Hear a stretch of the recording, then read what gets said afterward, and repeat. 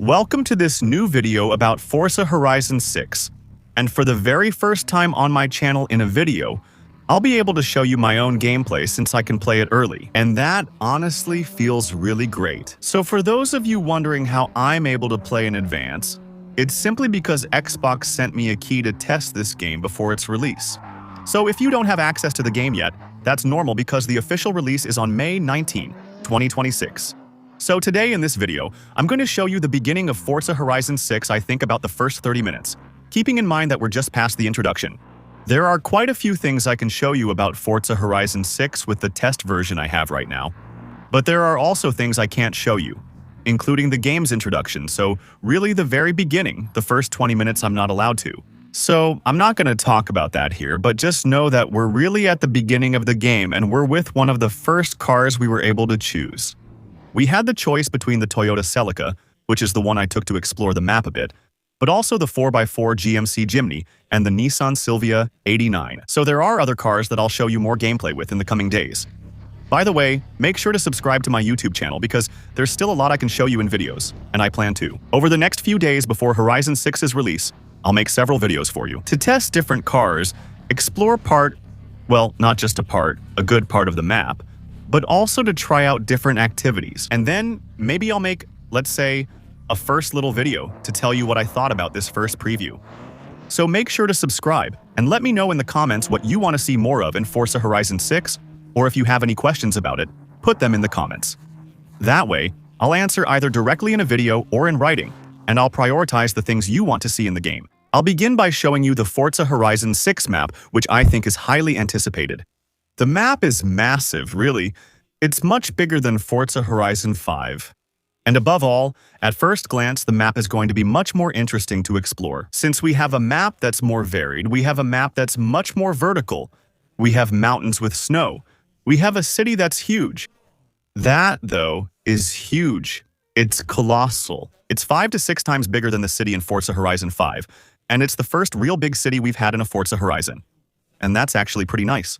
So we have a map that looks huge, and we have a road density per square kilometer that also seems to be slightly higher than in Forza Horizon 5, which means that not only is the map bigger, but I think it's also more varied and more interesting to drive on.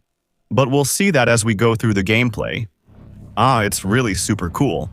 Mount Fuji in the background with the sunset makes for some really cool images. And by the way, the game, you'll see it as we go through the gameplay, is really beautiful. The Forza Horizons are known for that. Technically, they're always ahead of the competition, and I think with Horizon 6 that's going to continue. By the way, just so you know, we're on Xbox Series X here, and we're using the quality preset. So we're limited to 30 frames per second with the graphics really maxed out for the console versions. The PC versions should normally look even a bit better, because, well, first, you'll be able to play at a higher resolution with smoother performance, but also, normally, with more graphical effects. Especially ray tracing, which the console versions usually don't handle as well. But even without ray tracing maxed out, as you'll see as we go through the different routes, it's really beautiful. Yeah, it's beautiful. And the art direction and graphics are really nice. I think this is one of the best art directions Forza Horizon has had since the franchise began. It's up to you to judge in the comments. It's really different compared to the other Forza Horizons. So now, we're going to do the first races, we're going to explore this map a little bit. Just a reminder, in Forza Horizon 6, the career mode is a bit different from the previous Forza Horizon 5. At the beginning, the races are, damn, that's huge. Look at those mountains in the distance. The races are categorized by performance class, by car category. Kind of like in Forza Horizon 1, and I think they made the best choices in that regard. That means when we go to do a race, like now, we'll have to use a car from a category required by the game. We won't be 100% free at the start. We won't really be able to do all the races with any car we want, at least for the first time. That means once we've completed an event with a car more or less required by the game, then we can do it again with any car from our garage. And in my opinion, that's really the best choice because that way, we get a good sense of progression, since we'll start with cars from lower performance categories and then gradually move up. And for those who really want to play with high performance cars right away, you'll just need to have completed a race once to then be able to do it again with much higher performance cars. So here, we just picked up a small sign. There are a lot of collectibles on the Forza Horizon 6 map. Of course, you'll find the signs with a little H on them, which are the XP signs that let you level up your player. We also have little logos like this, the brands. That's something we didn't have until now in Forza Horizon. It's a new collectible. I haven't picked any up yet, so I'm not sure what it'll look like. But I think it must give a little bonus, either XP or, apparently, it gives discovery points. Those little red dots are discovery stamps. I think discovery stamps unlock content. So actually, they also let you progress in discovering the game. So right now, just so you know, we're in the spring season. And in all the videos I'm going to show you about Horizon 6 in the coming days, we'll always be in spring because this version of the game is locked to spring. There's no winter, no summer, basically none of the other seasons, as you can imagine. And now, night is slowly coming in, and I think it creates a really cool atmosphere, with the little light effects, flares, and dust that come with it. It's really cool. Now, another really cool thing, I'm going to show you that. We finally have more complete steering wheel animations than before, and that's really nice. Before, in the Forza Horizon games up through 5, the steering wheel, when you turned it, well, it's not obvious here because it's night and you can't see much. I'll try to show you near a street light. Previously in Forza Horizon, the steering wheel animation would only turn about this much. Now, you can actually do full turns of the steering wheel with a hand animation that goes all the way around. And that's cool because all the other games do it. Forza Horizon was behind on that. The community had requested that for a long time. Finally. And there are plenty of cars on the roads. More cars than in the previews from IGN. And there are enough. Well, we'll see that as we go along with the gameplay. But even if there might be fewer cars than in real life, believe me, there are enough for exploration. Because between the Drivatar NPC cars and the civilian NPC cars, it still happens. Sometimes you really have to watch out for traffic, even if it's not always a jam. And that's not necessarily a first in the history of Forza Horizon, but it's been a while since it happened. We're starting our first race now. Can we start? I'm not sure I have the right car. So actually, if I need a 4x4, let's take the GMC. Here we go. That's what I wanted to show you. The first time, you can start races as festival events. That will follow the game's suggested restriction.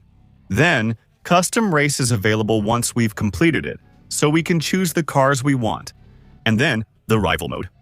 That's the competitive mode where you can simply play in time trial mode to compare your times with other players' times. And so, once you've chosen the basic mode, you can either play solo, co-op, or PvP in multiplayer. So, we're going to go solo. And we're going to take the right vehicle, which is the 1970 GMC Jimmy. It's got a good look, huh? I think the material rendering is way better than in Forza Horizon 5. You can really see it with this kind of vehicle because there's a lot of chrome. There's all sorts of really shiny trim all over the vehicle. And clearly, when you look here, this is the perfect example for that. You can see that the chrome parts are really shiny, and you can see that they reflect the road really well. Unlike in Forza Horizon 5, where it clearly wasn't at this level. So that's really nice because it's the kind of thing that makes you feel like you're almost in real life and that you really have photorealistic graphics. So here, I don't know if it's going to be cross-country or if it's a different event. Ah, it's cross-country, okay?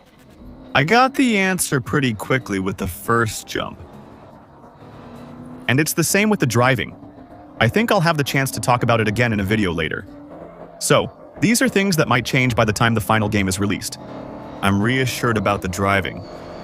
It's true that we saw some short gameplay clips from the developers where the driving was actually weird. There's really no other way to put it. It was almost creepy because it looked really strange. Actually, the cars didn't react in a very realistic way. And now, playing the game, well, I haven't played a lot, but I did try out, let's say, 7 or 8 cars between the introduction and the first cars you get to choose from. And it's true that the driving is actually much better than I thought it would be compared to the first videos. I'd even go so far as to say that I feel like I'm getting back the feeling of Forza Horizon 1, actually. Which is unusual, but Horizon 1 was actually more realistic in some respects than the later Forza Horizon games. And I don't know how they managed to do that. I don't know which settings they adjusted. because they didn't talk much about it, you know? They didn't really talk about what they changed on the physics side. I feel like I'm finding a blend of Forza Horizon's physics and Horizon 1's physics. And the driving is really enjoyable, actually, because we have cars that are, well, it's still an arcade game. We have the Forza Horizon driving, but in some ways there's a little bit more realism or feeling. The feel through the controller, actually, is a bit closer to the older Forza games. And honestly, that's something I wouldn't even have dared to hope for because I really thought Horizon 6 was going to be much more arcade than Horizon 5. But that's not the case, actually. And that's cool. It's climbing fast, huh? It's climbing fast, and I think we're going to get some great visuals. Just look at the size of the map, though. We're only seeing a small part here. And that's nice. Honestly, I think this Horizon 6 is going to be an absolute banger. So now, we're going to finish our first race on Forza Horizon 6. Well, our first real race because the introduction doesn't really count. And just so you know, as for the AI difficulty, we're on Expert. And honestly, I think it's just like in Forza Horizon 5. From what I've seen so far, I don't think it's any slower or faster. Remember, this isn't the hardest difficulty. There's Pro and Unbeatable above it. So, let's see how much we win in this first race of Forza Horizon 6, and more importantly, what we win. By the way, what are we going to win? Because honestly, I don't know. Are we going to get XP, money, cars, wheel spins? No idea for now. It's the same, even the overall art direction. I don't know why, but there's really a Forza Horizon 1 vibe in Forza Horizon 6 that's super enjoyable. Even for the car sounds, maybe we'll talk about it a bit more later in another video, where I might be able to listen to them a bit as we go along in this one. But even for the sound direction, you can feel a bit of that sharp and aggressive side of the car sounds we had in Forza Horizon 1. And that's cool too. Oh, it's beautiful at night. It's beautiful with the little lights in the distance. Automated natural navigation. The stars. Let me run through the new features in my latest software. So, as usual, we're going to have the GPS talking a lot, I think. Anna, which basically serves as a quick tool for getting from one event to another, but otherwise it's like a talking mini-map, let's say. Let's explore that now.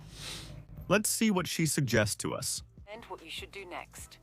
Actually, For the Horizon Festival yet. So I've recommended a qualified. I'll let her speak, okay? Select it, and I'll update your route. So actually, the part of the game I'm doing is the first chapter. It's how you get access to the Horizon qualifiers. And that's, let's say, really the introduction chapter. How can I put this?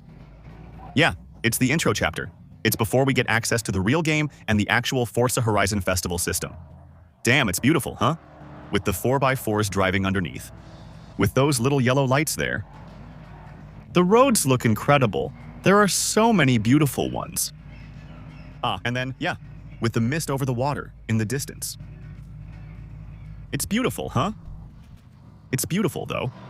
So, yeah, Horizon Qualifiers, which is really Chapter 0. It's the introduction to the Forza Horizon Festival. I wanted to check how much cash we earned. I had 45,000 before starting the event. Now I have 55,000. Just so you know, like I was saying, we're on expert difficulty with a 65% difficulty bonus, because right now, we don't have any driving assists or anything like that. So actually, yeah, I think we're earning more. Well, we'll see. But I don't think they lied about that. Also, I think Horizon 6 is going to be a little less generous with rewards than Horizon 5. And I think that's actually a good thing. Because in Horizon 5, really, we were drowning in cars.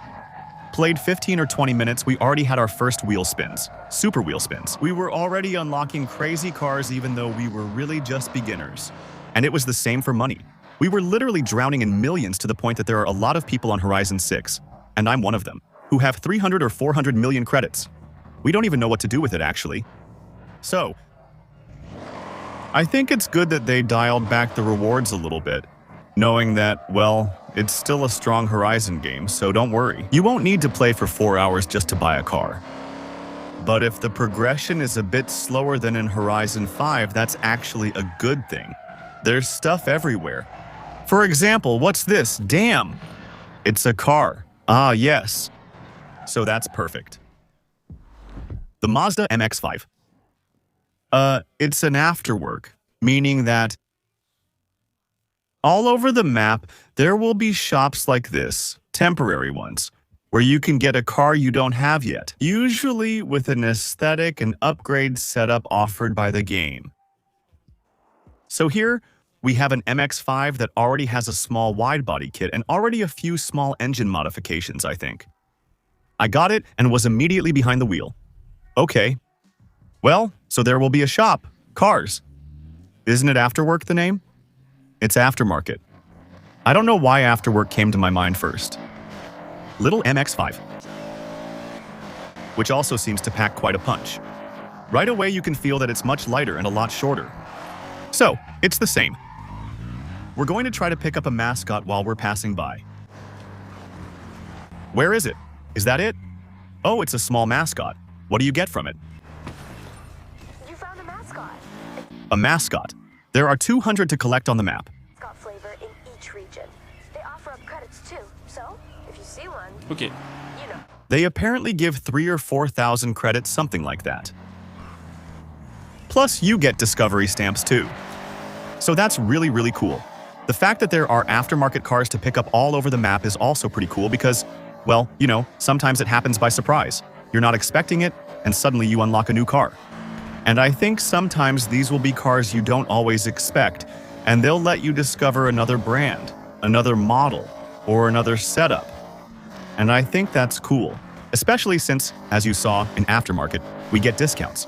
That means the car is valued at 60,000 credits, and we paid 20,000 for it. So, in my opinion, there's potentially some good deals to be made. You can see Skill Song with a countdown at the top of the screen. The skill system from past Forza Horizon games returns. That means when you drift, when you drive fast, when you do some fun actions behind the wheel, you'll get a little counter with a score meter that will start up. And when you're in a skill song, meaning there's a special song playing on the radio, the skill score boost is increased.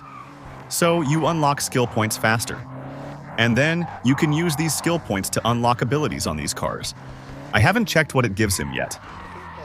Do I have access now? It must be, I know, because Car Mastery is locked for now. Ah, well, yeah. That's one of the things I won't be able to show you because it's part of the features missing from this version of Forza Horizon 6. But, there you go.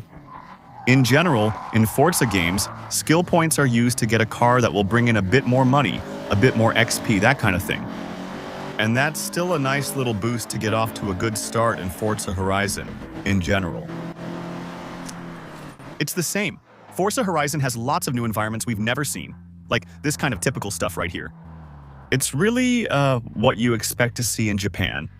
Little fishing villages with blossoming trees, slightly traditional wooden houses, scooters, parked cars, small parking lots, little grocery stores, key trucks. Actually, what's pretty funny is that the world seems more lively and feels more believable, I think, than the one in Horizon 5.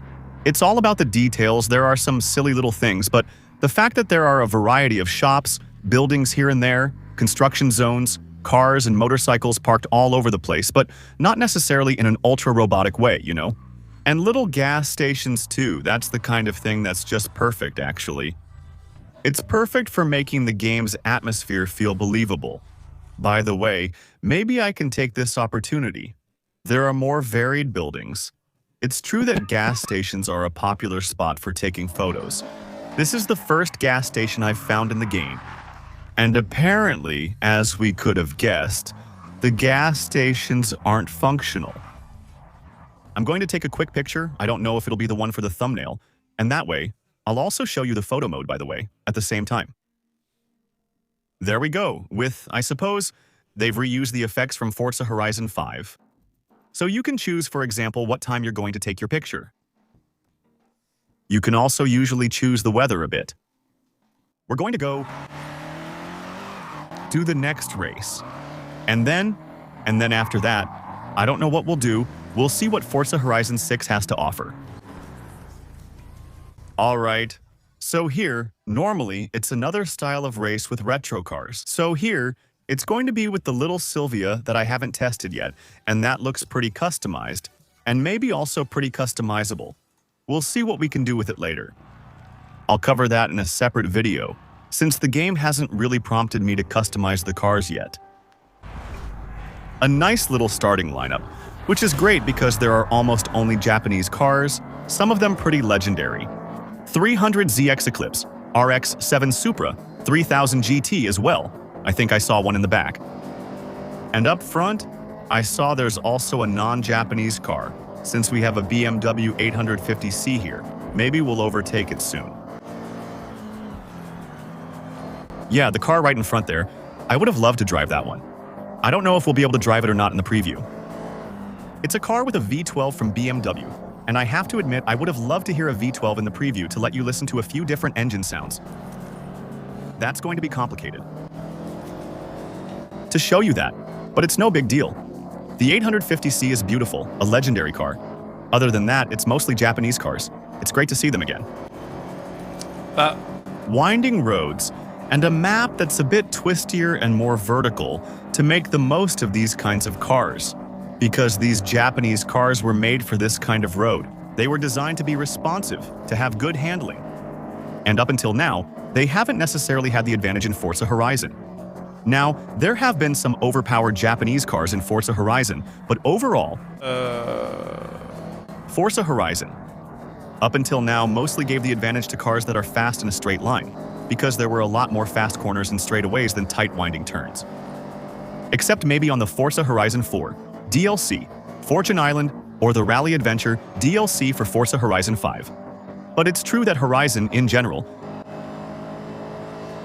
didn't really highlight cars with excellent handling. You can tell these Japanese cars are built for roads like this. They really move, especially the Silvia. You can tell it's a rear-wheel drive, you can feel that it's light, that it can drift, but it's not scary to drive because if you start drifting, it's actually super easy to get it back under control. You can feel its responsiveness and all that comes with it. We're not bad. Maybe we'll manage to catch up with everyone. Against Zigas, who are on Expert if I'm not mistaken, and who are driving well. I feel like Expert difficulty in Horizon 6 is a bit tougher than Expert in Forza Horizon 5. I feel like overall, the difficulty of the Zigas, well, they're a bit faster, but then again, there are 5 or 6 difficulty levels below and 3 difficulty levels above. So that's what's cool about Forza Horizon though, is that every type of player can find a challenge or not. There, he moved out of the way. That's cool, he saw me coming. Do you think they use the AI system from Forza Motorsport? Maybe. There, clearly, he avoided me. And that, it wouldn't have happened on Horizon 5, he wouldn't have moved out of the way. Second little victory with our little Nissan Silvia. And normally that means more cash to spend later to test cars, to buy them, to customize them. Always with the little podium. And let's see the reward. I don't remember how much we had, I think 40,000 dust. After buying the MX-5, currently there's no sign of wheel spin or super wheel spin, and they haven't mentioned it. I think we'll have them in this game. Want to compete in another qualifier?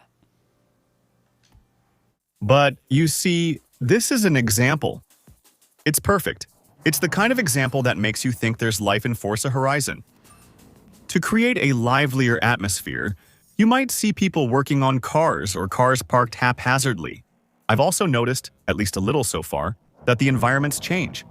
Houses where you get the feeling that something is happening inside. And that makes a huge difference. And that's also what I wanted to show you. I forgot to mention it. It's a small detail, but even the car interiors seem to have been significantly reworked. You can notice material differences much more clearly than in Forza Horizon 5. For example, the dashboard uses hard plastic. The steering wheel seems to have a slightly rougher texture. And here, it's a kind of soft plasticky leather. And here, you have the carpet. You can clearly recognize the carpet as well on the inside of the door panel.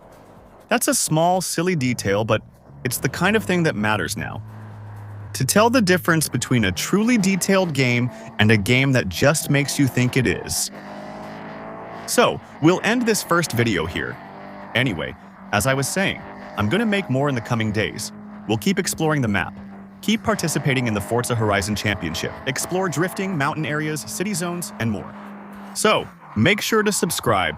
Don't hesitate to leave a like on this video to support the channel. Of course, that's cool. I hadn't seen the dirt system. I think they actually took the dirt system from Rally Adventure. You can see that the dust settling on the car actually settles in a more natural way than in Horizon 5. It looks like the dust really settles where it's supposed to go, and not with a preset car dirt effect that just increases little by little. That's nice. Anyway, all that to say that I'm also going to do quite a few live streams on the game. So, make sure to follow me on Twitch for the upcoming streams. Use Prime to support my channel for free. See you tomorrow for the next video. Bye.